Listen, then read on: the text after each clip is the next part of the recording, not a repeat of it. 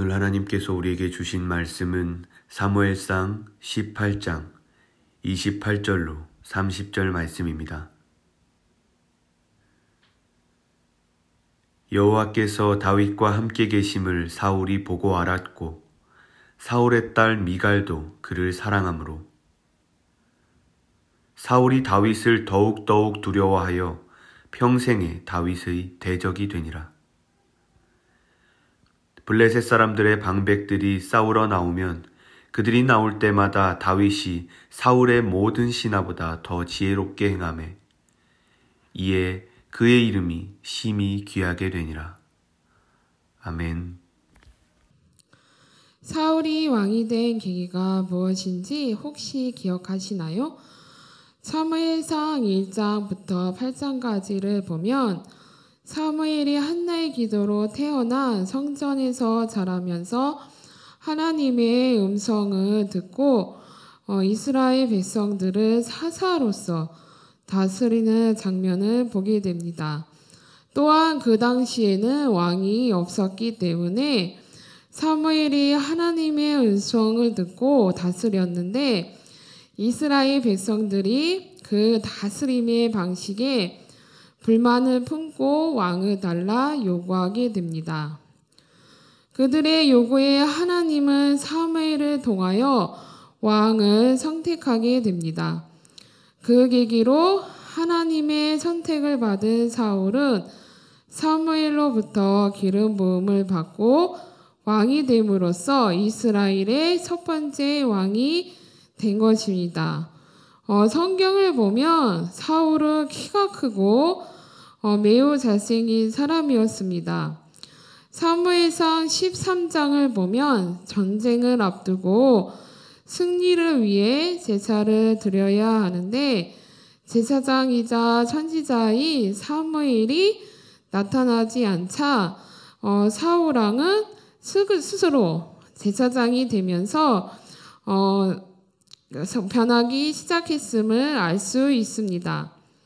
거기에서 끝나지 않고 사울 왕의 마음에 교만이 들어가며 하나님께 불순종하게 되고 점차 악한 왕이 되는 것을 우리가 성경을 통해 볼 수 있습니다.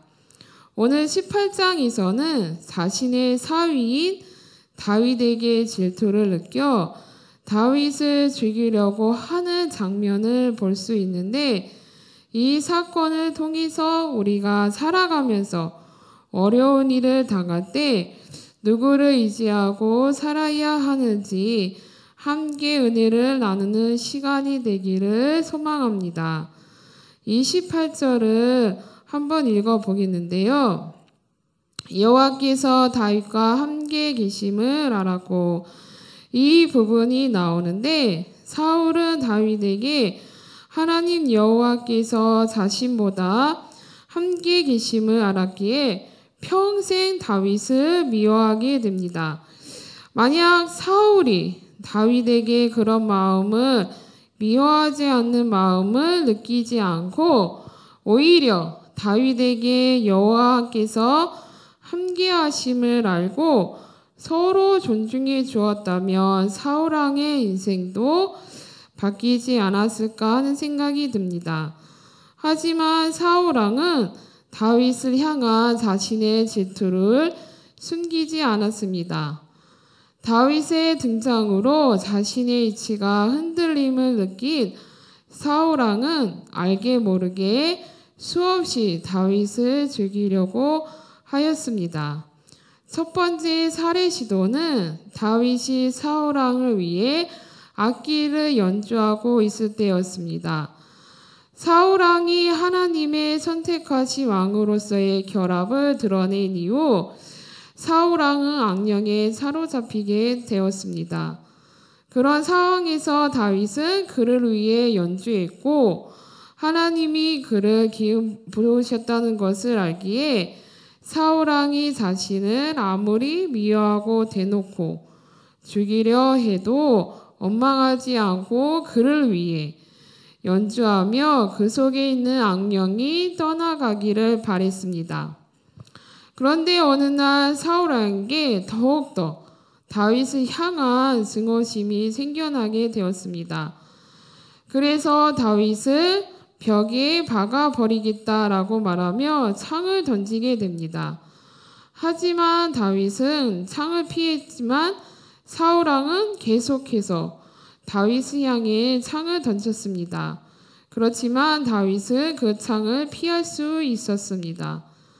사울 왕의 이러한 증오심은 처음에는 즉흥적이었지만 시간이 지남에 따라 점점 치밀하고 계획된 살인 음모로 발전하게 되었습니다. 이 모습만 보아도 사울 왕의 마음에 이미 하나님이 떠나가고 악령이 사로잡혀 있음을 볼 수 있습니다. 아무리 사울 왕이 다윗을 죽이려 해도 사울 왕의 음모를 알았던 요나단의 도움으로 다윗은 그 위기에서 벗어날 수 있었습니다. 요나단은 다윗을 아버지처럼 미워하지 않고 사랑하기 때문에 가능했고, 또 요나단이 사울 왕의 음모를 알게 하신 것도 하나님께서 다윗과 함께 하셨기에 요나단을 통하여 목숨을 건진 것입니다. 또한 사울 왕은 자신의 딸과 결혼시켜 주겠다며 다윗을 계속해서 위험한 전쟁터로 내몰았습니다. 그러나 다윗은 하나님의 은혜로 아무리 위험한 전쟁터에 나갔어도 다시 살아오게 되었습니다. 이것만 보아도 사울 왕은 다윗이 그 위험한 전쟁터에서 살아오지 않기를 얼마나 바랬는지 알 수 있습니다. 다만 위험한 전쟁을 통해 다윗이 죽기를 바랬을 뿐이었습니다. 그리고 자신의 딸을 빌미로 또 다윗을 어려운 전쟁터로 내몰았습니다. 하지만 다윗 역시 하나님의 은혜로 다시 살아왔고 결국은 자신의 딸 미갈과 결혼하게 됩니다. 그 이후에도 사울 왕은 포기하지 않았습니다. 자신의 딸과 결혼한 다윗이었지만 계속해서 다윗을 죽이기 위해 사람들을 보냈습니다. 하지만 다윗은 미갈의 도움으로 살아날 수 있었습니다.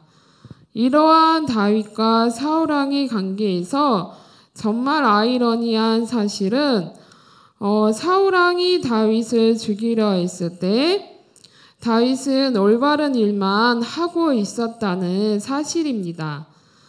다윗은 블레셋과의 전쟁을 승리로 이끌어 이스라엘을 구했고 자신을 죽이려 하고 그 속에서 고통스러워하는 사울 왕의 영혼을 위해 안전과 치유를 가져다 주었습니다. 우리는 일반적으로 잘못한 일에 대해서는 벌을 예상합니다. 그러나 잘한 일에 대해서는 그렇지 않습니다.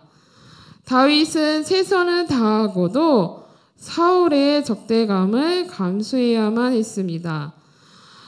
다윗의 인생으로 돌아와서 다윗은 사울 왕과의 관계에서 사울 왕이 의도적으로 계획한 일을 통해 큰 어려움을 겪게 됩니다.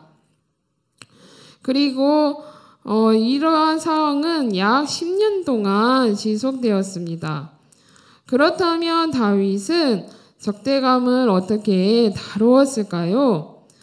다윗은 어려운 상황에서 하나님을 원망의 대상으로 삼지 않았습니다.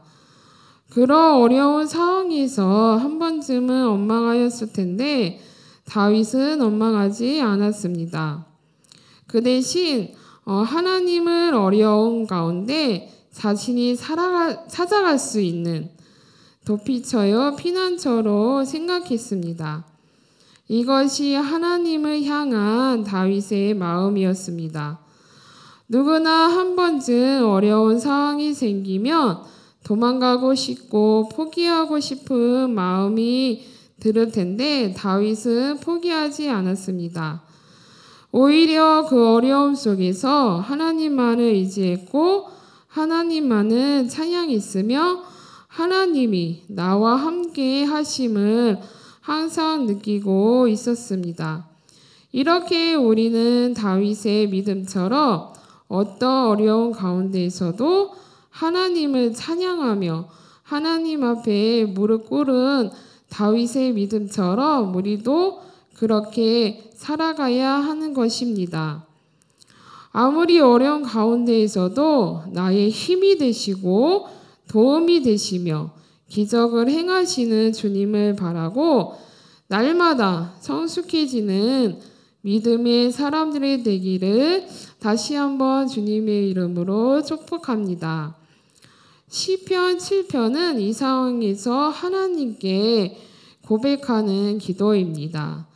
여호와 내 하나님이여 내가 주께 피하오니 나를 쫓아오는 모든 자들에서 나를 구원하여 내소서. 아멘. 다윗의 이러한 고백은 하나님과의 신뢰에 기반을 둔 고백이었습니다. 하지만 여기서 다윗의 신뢰는 우리가 생각하는 신뢰와는 조금 다를 수 있습니다. 하나님은 나에게 이런 일을 겪게 하시면 안 된다는 신뢰가 아니라 어떠한 삶의 상황에서도 하나님만은 나를 버리지 않으시고 언제나 나와 함께 계시는 분이라는 신뢰입니다. 그랬기 때문에 다윗은 삶의 깊은 순간에 하나님과 함께 그 기쁨을 누렸고 어려운 순간에 하나님께 찾아가 무릎을 꿇을 수 있었습니다. 이렇게 다윗은 자신을 끊임없이 죽이려 했던 이기 속에서 하나님을 의지했습니다.